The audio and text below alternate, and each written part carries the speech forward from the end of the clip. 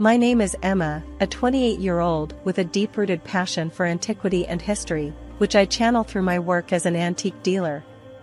My world was usually quiet, filled with the gentle rustle of pages and the soft clinks of ancient artifacts. That world expanded beautifully when I met Alex. He was a kindred spirit, someone who shared my love for the relics of the past. Our relationship blossomed quickly, woven together by shared interests and long, engaging conversations. One sunny afternoon, Alex, with a nervous smile, suggested it was time for me to meet his family. I remember feeling a flutter in my stomach, a mix of excitement and anxiety. I wanted to make a good impression, to show them the woman who had captured their son's heart. The day arrived, and I chose my outfit carefully, a vintage blue dress that complemented my eyes, hoping it would be a conversation starter about my love for all things historic. As we drove to his mother's house, Alex reassured me, "They're going to love you, just be yourself." The Harper family home was an old structure, its walls echoing with a sense of tradition and formality. I was introduced to Alex's family, his mother, Mrs. Harper, a woman with a commanding presence, his brothers, Ethan and Liam, and their wives, Chloe and Hannah. Dinner was served in a room that looked like something out of a period drama, with family portraits adorning the walls. As we sat down, Mrs. Harper, with a scrutinizing look, turned the conversation towards me. "So, Emma, Alex tells us you're in the antique business. How quaint. What exactly do you do?" Mrs. Harper asked, her tone polite but edged with something I couldn't place. I smiled, eager to share my passion. "Yes, I work in a family-owned antique shop. It's fascinating, really. We help preserve history, find homes for objects that have been part of someone's life." Mrs. Harper let out a loud laugh, one that didn't quite reach her eyes. "Preserving history, eh? Sounds to me more like you're a glorified junk dealer." The room fell into an awkward silence. Chloe and Hannah giggled subtly. I felt a flush of embarrassment creep up my cheeks. Alex, sitting beside me, stiffened. "Mom, Emma's work is important. She has a deep knowledge of history and art." Mrs. Harper waved her hand dismissively. "Oh, relax, Alex. I'm just making conversation." The dinner continued, with Mrs. Harper steering the conversation, often ignoring my attempts to join in. I felt like an outsider, struggling to find my place in this unfamiliar world. After dinner, while Alex was in another room, I found myself alone with Chloe and Hannah. "So, Emma, must be interesting, surrounded by all that old stuff," Chloe said, her voice dripping with something I couldn't quite identify as sincerity or sarcasm. "Yes, it's quite fulfilling," I replied, trying to keep the conversation light. "Every piece has its own story." Hannah smirked. "Well, I suppose someone has to do it. I prefer the modern and new, personally." Their thinly veiled condescension hung in the air, making the rest of the evening even more uncomfortable. That night, as I lay in bed, the echoes of the evening played in my mind. The laughter, the looks, the comments, they all pointed to a future where I might never quite fit in. It was the start of a journey I hadn't anticipated, one that would challenge my love for Alex and test my resolve in ways I never imagined. The day of our wedding was a whirlwind of emotions. Despite the initial discomfort with Alex's family, I held on to the hope that our wedding day would be different, a celebration of our love and union. I had chosen a classic, elegant gown, hoping to impress Mrs. Harper and maybe, just maybe, bridge the gap between us. As I walked down the aisle, my heart fluttered, not just with nerves about the lifelong commitment but also about fitting into Alex's family. The ceremony was beautiful, filled with laughter and tears, but it was the reception that brought my anxieties to the forefront. During the reception, as Alex and I mingled with guests, I noticed Mrs. Harper huddled with Chloe and Hannah, their heads close together, whispering. I tried to shake off the uneasy feeling, focusing instead on the joyous occasion. Later, as we sat at the head table, Mrs. Harper raised her glass for a toast. To Alex and Emma, may your life be as beautiful and unique as the antiques you cherish. The crowd laughed warmly, and I forced a smile, but Mrs. Harper's eyes held a glimmer of something else. After the toast, she leaned over to me, her voice low but clear. "You do look lovely, Emma. Though I must say, Chloe and Hannah's dresses at their weddings were quite the talk of the town. Unique, just like them." I felt my smile falter, her words stinging more than I cared to admit. "Thank you, Mrs. Harper. I'm glad you think I look nice today." She nodded, her eyes scanning the room. "Of course, dear. It's important to keep up appearances, isn't it? Especially in a family like ours." The rest of the evening, I couldn't shake her words. They lingered in my mind, a reminder that I was being constantly compared and evaluated. As the night drew to a close, and guests started to leave, Alex noticed my subdued mood. "What's wrong, Emma? You seem a bit off." I hesitated, not wanting to spoil our special day. "It's nothing, just tired, I guess." He wrapped his arm around me. "It's been a long day, but a wonderful one. Don't let anything spoil it, okay?" I nodded, trying to push Mrs. Harper's comments to the back of my mind. But deep down, I knew this was just the beginning of a series of comparisons and subtle jabs. Life as Alex's wife was becoming increasingly challenging, especially with his mother, Mrs. Harper. She had a way of making me feel small and insignificant, a feeling that grew with every passing week. The most challenging part was the unannounced visits she started making to our apartment. One afternoon, while I was sorting through some antique jewelry for the shop, the doorbell rang. I opened the door to find Mrs. Harper standing there, an uninvited guest with a knack for finding faults. "Emma, dear, I thought I'd drop by. I was in the neighborhood," she said, stepping inside without waiting for an invitation. As she walked around our living room, her eyes scanned every corner, every piece of furniture. "You know, cleanliness is next to godliness," she remarked, running her finger along the mantelpiece and inspecting it for dust. I felt my cheeks burn with embarrassment. "I do my best to keep the house clean, Mrs. Harper," she said softly. "It's just that Chloe and Hannah, they keep their homes immaculate. Perhaps you could learn a thing or two from them." Her words stung, and I struggled to maintain my composure. "I'll keep that in mind," I managed to say, though her constant comparisons were wearing me down. Alex walked in just then, and his face lit up seeing his mother. "Mom, what a pleasant surprise." Mrs. Harper smiled at him, the picture of affection. "Just checking in on you too. Making sure you're living comfortably." I watched as Alex chatted with her, completely oblivious to the tension in the room. After a while, Mrs. Harper left, but her presence lingered like a dark cloud. Later that evening, I decided to talk to Alex about it. "Alex, your mother's visits and comments are really getting to me. It feels like she's always judging me, comparing me to Chloe and Hannah." Alex looked surprised. "Really? I thought she was just being her usual self." "She means well, Emma."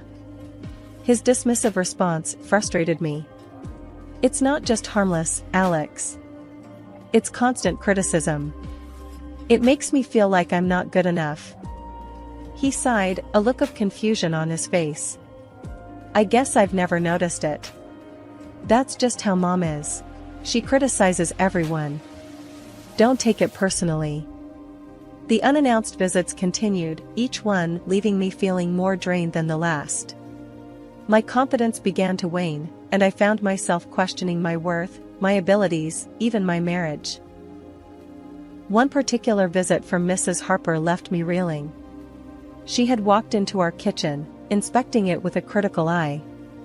"Oh, Emma, these countertops are a mess. And look at this, are these last night's dishes?" I always taught my boys to marry women who could keep a tidy home. Her words cut deep, and I struggled to find a response. "I've been busy with work, Mrs. Harper. I haven't had a chance to clean up yet." She shook her head, her expression one of disappointment. You should manage your time better, dear. A clean home is a happy home, after all. As she left, I felt a sense of defeat wash over me. It seemed no matter what I did, it would never be enough for Mrs. Harper. And with Alex's indifference to the situation, I felt increasingly isolated and misunderstood. The festive season was supposed to be a time of joy and celebration, but for me, it was tinged with anxiety. Mrs. Harper's announcement that we would all be celebrating Christmas at her house, with a specific instruction for each daughter-in-law to bring a dish, filled me with dread. Alex, ever eager to please his mother, had his own expectations. Emma, you should make your beef Wellington. It's always a hit. We need to impress Mom this year, Alex said a few days before Christmas, his tone hinting at the importance he placed on his mother's opinion. I nodded, feeling the pressure. Sure, I'll do my best. On Christmas Day, I carefully prepared the dish, putting extra effort into ensuring it was perfect. Arriving at Mrs. Harper's house, the atmosphere was festive, with decorations adorning every corner. Chloe and Hannah had already arrived, their dishes on display. As dinner commenced, Mrs. Harper began her ritual of tasting and commenting on each dish. Chloe, this casserole is delightful, just like the one you made last year. And Hannah, this salad is so fresh and vibrant. You always know how to bring a healthy option to the table. Both Chloe and Hannah beamed under her praise, while I nervously awaited my turn. Finally, Mrs. Harper reached for a slice of my beef Wellington. The room fell silent as she chewed thoughtfully. Then she made a face, pushing the plate away. This is bland, completely tasteless. Honestly, Emma, if you can't cook, you shouldn't bother trying. The room erupted in quiet giggles from Chloe and Hannah. I felt my face flush with embarrassment and hurt. Alex, who was seated next to me, said nothing, his eyes fixed on his plate. I tried to defend myself. I'm sorry you didn't like it, Mrs. Harper. I followed the recipe exactly. Mrs. Harper waved her hand dismissively. Well, next time leave the cooking to those who know how. This dish is more suited for the trash than a Christmas dinner. The rest of the evening passed in a blur. I felt small and humiliated, my confidence shattered.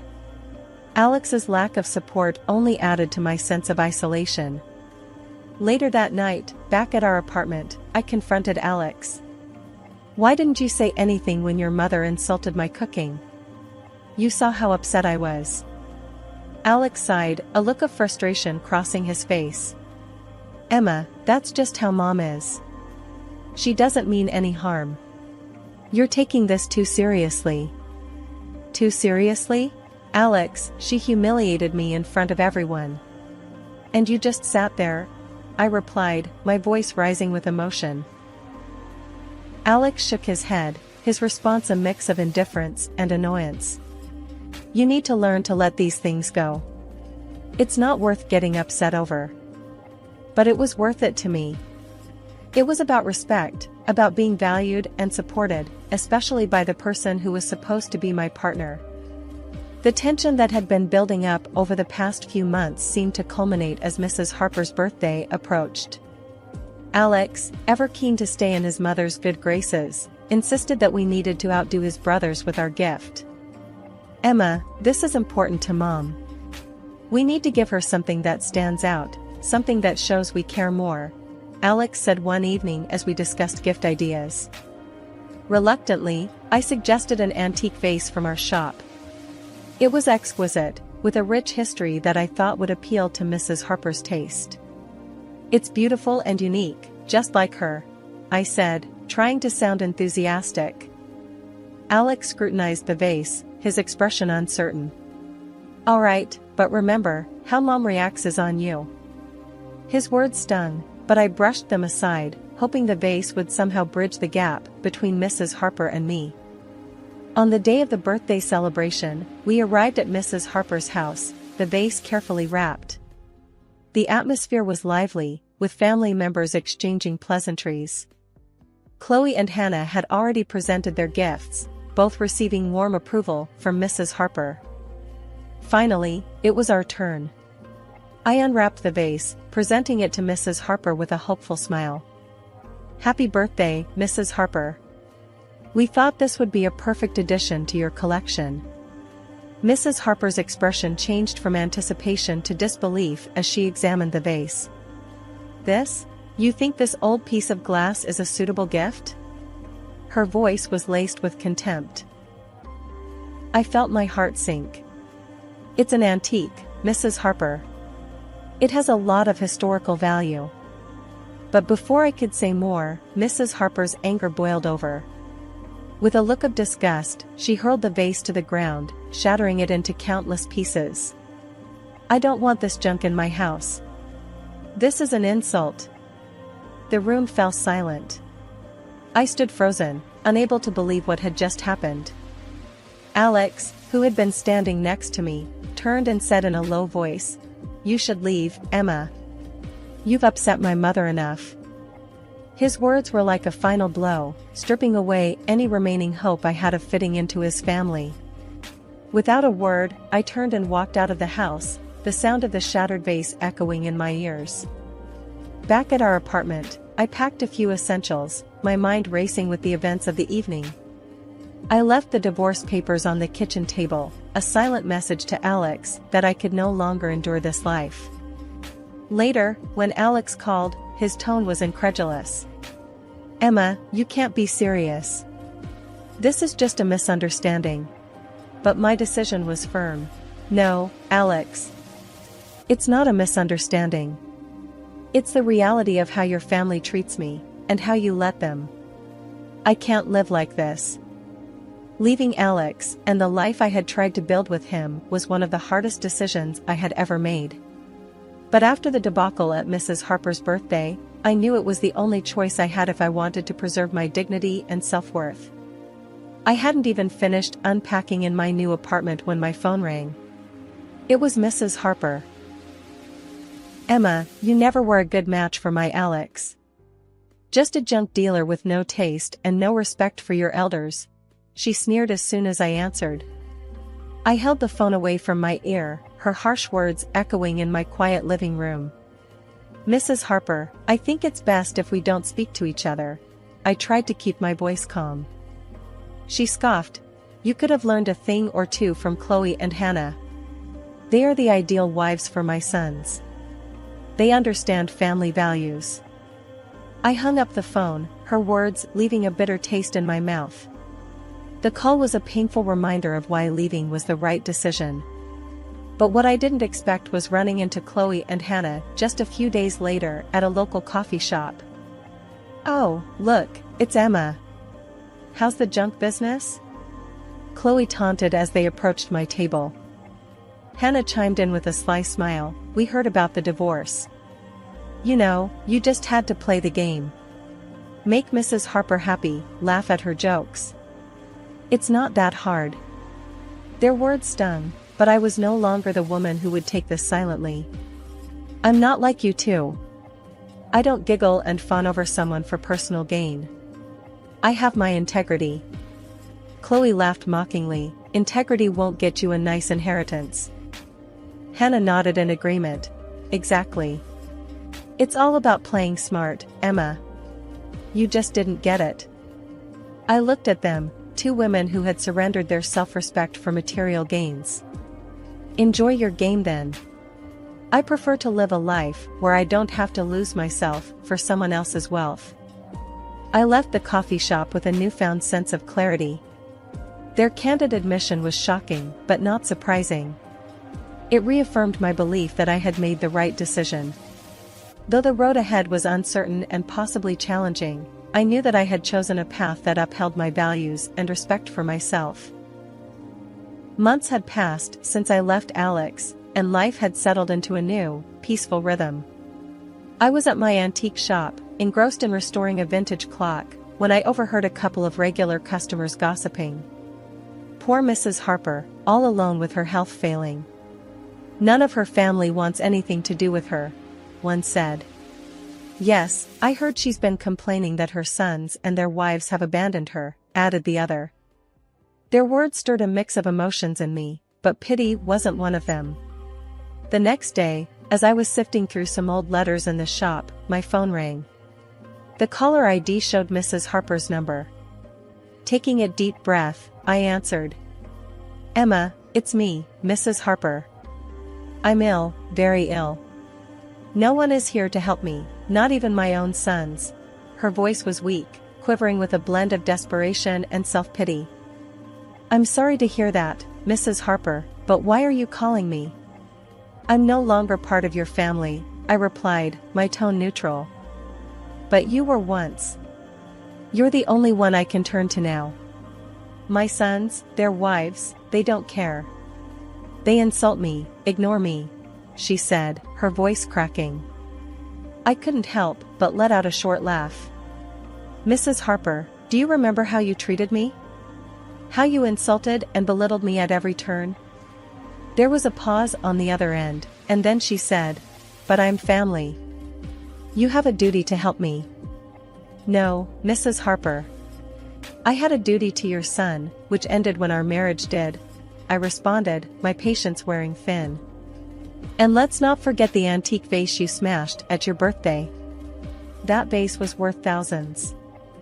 Thousands that you owe me," I added. There was a sharp intake of breath from her end.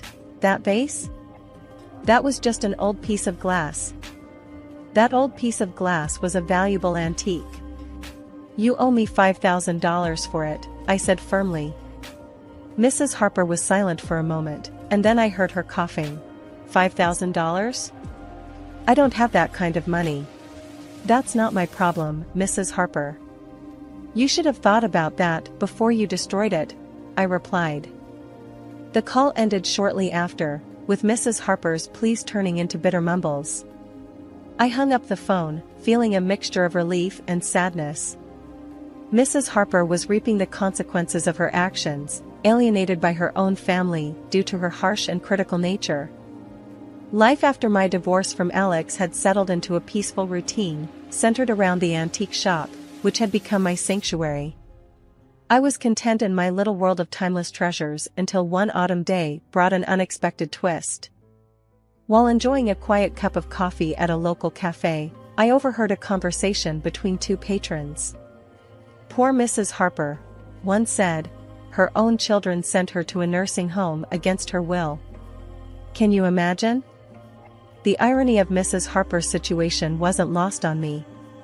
The woman who once wielded control over her family with sharp words and criticisms was now at the mercy of their decisions.